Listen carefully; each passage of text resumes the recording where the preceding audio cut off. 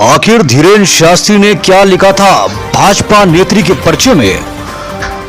फिर राजगढ़ से की दावेदारी। क्या महिला आरक्षण से दावेदारी होगी मजबूत? में बागेश्वर धाम वाले धीरेन्द्र शास्त्री जी ने आपको मंच पर बुलाया था, तो ऐसा क्या कह दिया उन्होंने आपसे? तो यहाँ बीजेपी के दावेदारों की सूची बहुत लंबी है, बड़े बड़े दिग्गज यहाँ मैदान में है, लेकिन एक ऐसा चेहरा भी हमारे सामने है जिसने अपनी दावेदारी पेश की है, जिन्होंने कहीं ना कहीं बाकी दावेदारों के लिए चुनौती खड़ी कर दी है। आज हमारे साथ मौजूद है पूजा सोंधिया जी। बहुत बहुत स्वागत है आपका। नमस्कार, धन्यवाद। किस आधार पे आपने दावेदारी पेश की है? मैं पूजा सोंधिया पिछले 8-9 वर्ष से भारतीय जनता पार्टी की सक्रिय कार्यकर्ता के रूप में काम कर रही हूँ और मैंने बूथ स्तर से लेकर मंडल स्तर और जिले और प्रदेश कार्य समिति की सदस्य वर्तमान में हूँ। अनेकों पद पे रहकर मैंने भारतीय जनता पार्टी की सेवा की है और कहीं ना कहीं क्षेत्र में मैं लगातार सक्रिय रहती हूँ और क्षेत्र की मांग है, माता बहनों की मांग है, मेरे क्षेत्र के भाइयों की मांग है कि जिस तरह से मैं सदैव उनके सुख दुख में उनके एक फ़ोन कॉल पे उनके बीच पहुंच जाती हूं, तो मुझे उनकी सेवा का मौका मिले और सेवा करने के लिए एक पद का होना बहुत ज़रूरी है। इसलिए मैं चाहती हूं कि मुझे भारतीय जनता पार्टी मौका दे ताकि मैं अपनी क्षेत्र की जनता के लिए उनके सुख दुख को अपना कर उनको दूर कर सकूं। पूजा जी, बीजेपी में तो राजगढ़ से बड़े बड़े दिग्गजों के नाम है, बड़े बड़े दावेदार हैं। पूर्व विधायक हरिचरण तिवारी हुए, अमर सिंह यादव हुए, तो वहाँ ऐसे में पूजा सोंधिया की कितनी बड़ी चुनौती है ये, कैसे आप जीत पाएंगी? देखिए, मैं ये स्पष्ट करना चाहती हूँ, भारतीय जनता पार्टी में कोई व्यक्ति चुनाव नहीं लड़ता है, भारतीय जनता पार्टी में कमल का फूल चुनाव लड़ता है। और रही बात पूजा सोंधिया की, तो पूजा सोंधिया को अगर भारतीय जनता पार्टी विश्वास जताकर टिकट देती है तो मेरे सभी भारतीय जनता पार्टी के वरिष्ठ जन कार्यकर्ता एक होकर पूजा सोंधिया को कमल का फूल मानकर चुनाव जिताने में पूरे योगदान करेंगे और मैदान में डटकर खड़े रहेंगे। और भारतीय जनता पार्टी इस बार महिलाओं को लेकर खासिया रुख अपना रही है उनको आगे लाने के लिए। भारतीय जनता पार्टी सदैव महिला हितैषी पार्टी रही है। उन्होंने अनेक योजनाएं महिलाओं के हित में बनाई हैं, चाहे लाडली बहना योजना हो, चाहे लाडली आवास योजना हो, लाडली लक्ष्मी योजना हो। इसी को ध्यान में रखते हुए माननीय हमारे देश के यशस्वी प्रधानमंत्री नरेंद्र मोदी जी ने हाल ही में नए संसद में महिलाओं के लिए आरक्षण के लिए बिल पारित किया है और मुझे पूर्ण उम्मीद है कि राजगढ़ में भी एक महिला को अवश्य मौका मिलेगा और पूजा सोंधिया के लिए पार्टी जरूर विचार करेगी। तो आपको लगता है कि महिला आरक्षण का लाभ पूजा सोंधिया को मिलेगा? बिल्कुल, पूजा सोंधिया को मिलना चाहिए और अगर भारतीय जनता पार्टी किसी और भी महिला को देती है तो पूजा सोंधिया उसके साथ खड़ी है। चलिए मान के चलते हैं आपको पार्टी मैदान में उतारती है और आप जीत कर आती हैं, तो फिर आपकी क्या प्राथमिकता रहेंगी क्षेत्र के लिए? वैसे तो भारतीय जनता पार्टी की केंद्र में और प्रदेश में सरकार है, तो भारतीय जनता पार्टी ने भर भर के दोनों हाथों से जनता के लुटाया है। अपना परिवार मान के उनके हर सुख दुख में उनकी कमी को, उनके दुख को दूर करने के लिए अनेकों जन कल्याणकारी योजनाएं चलाई हैं। लेकिन वर्तमान में राजगढ़ विधानसभा कांग्रेस के खिलाफ यहाँ धीमी है। इसलिए यदि मुझे भारतीय जनता पार्टी मौका देती है और मैं विधायक बनकर आती हूँ तो उद्योगों के माध्यम से हम बेरोजगारी का जो थोड़ा बहुत कमी है, बेरोजगारी है जो थोड़ी बहुत, उसको हम दूर करने के लिए उद्योगों के माध्यम से नए नए रोजगार के अवसर ढूंढेंगे। और जैसे कि अपराध भी लगभग यहाँ सामने आते हैं जिले में, महिला अपराध, नातरा पतरा, झगड़ा प्रथा है, उसको लेकर कुछ योजना? ये एक बहुत बड़ी कुरीति है, सामाजिक कुरीति है जो राजगढ़ में पूरे जिले में बहुत कोरोना वायरस के जैसे फैली हुई है, जो थमने का नाम नहीं ले रही है। इसके लिए सरकार ने भी रुख अपनाया है इसको रोकने के लिए, लेकिन कहीं ना कहीं आज भी ये उतनी ही फैली हुई है जितनी पहले थी। इसके लिए कोई ऐसा कानून नहीं है जिससे इसको रोका जा सके। इसलिए मैं इसके लिए पूरा प्रयास करूंगी। जो मेरी माताएं बहनें जो इस पीढ़ी से गुजरी हैं, जो इस प्रथा से पीड़ित हैं, उनके लिए मैं हक की लड़ाई लड़ूं, उनको न्याय दिला सकूं।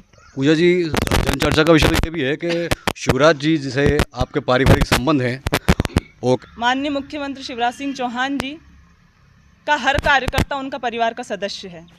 और रही बात पारिवारिक संबंध की, तो हमारे जो माननीय मुख्यमंत्री जी हैं वो मेरे प्रेरणा स्रोत हैं, वो मेरे पिता तुल्य हैं। और उनके पद चिन्हों पर चलना, उनके द्वारा बताए रास्तों पर चलना मेरा ही नहीं, पार्टी के हर कार्यकर्ता का कर्तव्य बनता है। और रही बात दावेदारी की, तो भारतीय जनता पार्टी ने महिलाओं के लिए रास्ते खोले हैं नए नए, तो दावेदारी करने का हक हर महिला का कार्यकर्ता का बनता है। आपने दावेदारी पेश की है, तो क्या आपने सामाजिक आधार पे अपने सामाजिक वोट को देखकर दावेदारी पेश की है या कोई और आधार है? मैंने भारतीय जनता पार्टी में निष्ठावान कार्यकर्ता के रूप में लगातार कई वर्षों से काम कर रही हूँ। और रही बात जातिगत की, तो ऐसा कुछ नहीं है। भारतीय जनता पार्टी प्रदेश में निवासरत और ज़िले में निवासरत जितने भी हमारे क्षेत्र की जनता है, वो उनसे मेरा मन का रिश्ता है। और अगर मुझे भारतीय जनता पार्टी टिकट देती है तो सातों समाज मुझे बहुत स्नेह से, बहुत आशीर्वाद से भर भर के वोट देंगे। में आप कब से काम कर रही है? कोई दायित्व है आपके पास? जी, क्या जिम्मेदारियां निभाई है आपने अभी तक पार्टी के लिए? जब मैं स्कूल छात्रा थी तो उसी समय से मेरी समाज सेवा का बड़ा शौक़ था।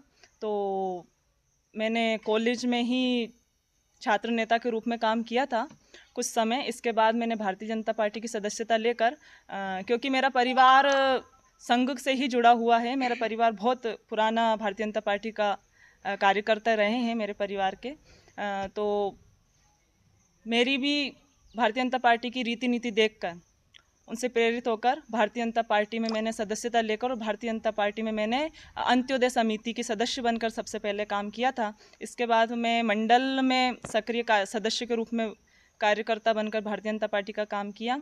इसके बाद मैंने ज़िले में सोशल मीडिया का काम किया है राजगढ़ से। इसके बाद भारतीय जनता पार्टी पिछड़ा वर्ग मोर्चा में मुझे प्रदेश कार्य समिति की सदस्य बनाया गया, और उसमें लगातार मैंने सक्रिय काम किया। और ये देखते हुए हमारे वरिष्ठ नेतृत्व ने पुनः मुझे भारतीय जनता पार्टी की प्रदेश कार्य समिति के सदस्य बनाया था। और फिर हमारे जो आला कमान हैं, उन्होंने मेरे काम को देखते हुए मुझे दो दोहरी जिम्मेदारियां सौंपी हैं। मैं वर्तमान में महिला मोर्चा की भी प्रदेश कार्य समिति की सदस्य हूं और पिछड़ा वर्ग मोर्चा में भी प्रदेश कार्य समिति की सदस्य हूं। दोनों दायित्वों पर रहकर मैंने अनेक कार्य किए हैं। हम जो हमारी पार्टी की तरफ से जो काम आते हैं वो तो हम करते हैं, जैसे कि हम सभी जानते हैं कि हमारे प्रदेश के मुख्यमंत्री शिवराज सिंह चौहान जी प्रकृति को कितना प्रेम करते हैं, और वो प्रतिदिन पौधारोपण का संकल्प लिए हुए हैं। तो उनके इस संकल्प को देखकर, उनसे प्रेरणा लेकर मैंने भी प्रतिवर्ष पौधारोपण का संकल्प लिया है।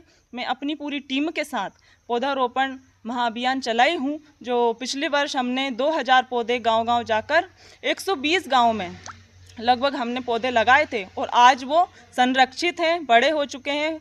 और इस वर्ष भी हम पौधारोपण अभियान को पूरा करेंगे, और आगे आने वाले समय में भी हम पौधारोपण महाअभियान जारी रखेंगे। पोलिंग बूथ को लेकर क्या तैयारी है आपकी?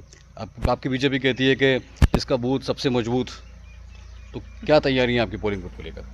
भारतीय जनता पार्टी ने बूथ स्तर तक अपना कार्यकर्ता मजबूत बना रखा है। बूथ स्तर तक की हमारी समितियां बनी हुई हैं, बूथ अध्यक्ष है, हमारे BLO हैं, सभी हमारे पूरी टीम है। जिसको भी भारतीय जनता पार्टी उम्मीदवार बनाएगी वो कमल के फूल के लिए जी जान एक कर बूथ जिता कर लाएंगे। पार्टी के अलावा पूजा की अपनी टीम है जो पोलिंग बूथ संभालेगी।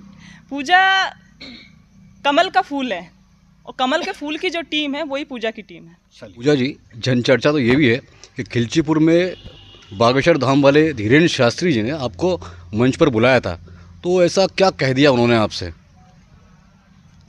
देखिए, बागेश्वर वाले बालाजी का और गुरु महाराज का तो पूरा आशीर्वाद मेरे साथ है ही सही, और मेरे कार्य की उन्होंने प्रशंसा की है और मुझे पूरा आशीर्वाद दिया है। और मेरे बागेश्वर बालाजी और गुरु महाराज की तरफ से शुभ संकेत है, और बिल्कुल मेरी मेहनत रंग लाएगी। धीरेन्द्र शास्त्री जी ने टिकट को लेकर कोई बात कही थी क्या आपसे? ये चर्चा का विषय बना हुआ है। हालांकि आगे आने वाला जो समय है इसमें सब स्पष्ट हो जाएगा। पूजा जी, आज हमारे साथ थी राजगढ़ विधानसभा से दावेदार पूजा सोंधिया जी, जो विधानसभा क्षेत्र में काफ़ी सक्रिय भूमिका में इन दोनों हैं। उनकी मजबूत दावेदारी ने बाकी दावेदारों के लिए कहीं ना कहीं चुनौती खड़ी कर दी है। यही बोलेंगे। कहाँ से आई बहन? आपने 2 बार अर्जी लगाई क्या?